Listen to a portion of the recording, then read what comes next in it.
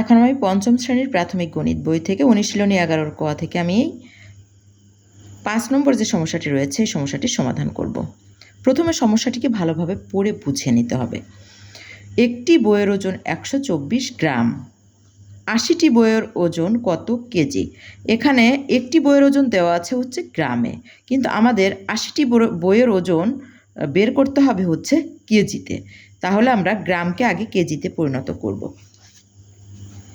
তাহলে লিখব একটি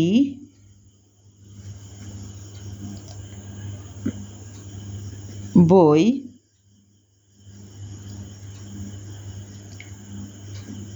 এর ওজন 124 গ্রাম। অতএব 80টি বইয়ের ওজন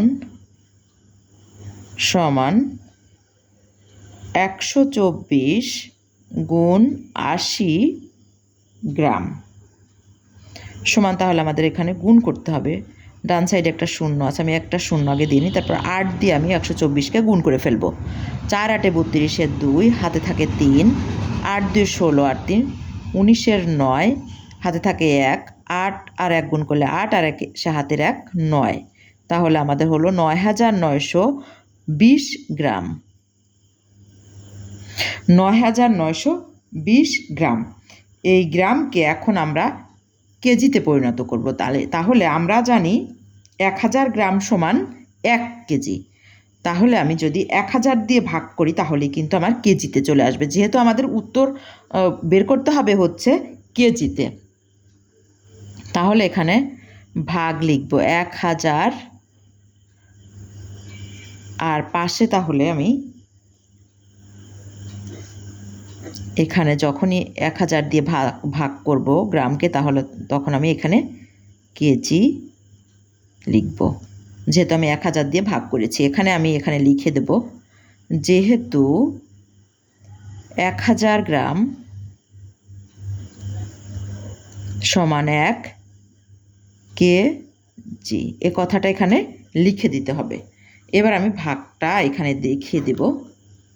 9920কে আমি ভাগ করব হচ্ছে 1000 দিয়ে। তাহলে যাচ্ছে হচ্ছে আমার 9 বার যাচ্ছে, 9 বার দিলে 9000, এবার বিয়োগ করে হয় 920। যায় না, যেহেতু এখানে 1000 আছে, তাহলে এখানে একটা দশমিক দিলে আমি এখানে একটা শূন্য নিতে পারবো। তাহলে এই শূন্যটা ঠিক এখানে কেটে নিয়ে আসবো। তাহলে এবার আবার 9 বার যাচ্ছে, তাহলে 9000। এবার আবার বিয়োগ করব, 200 হয় বিয়োগ করে। এবার দশমিকের জন্য আমি আবার আর একটা শূন্য এখানে নিতে পারবো। তাহলে ওই শূন্যটা ঠিক এখানে পাশে কেটে নিয়ে আসবো।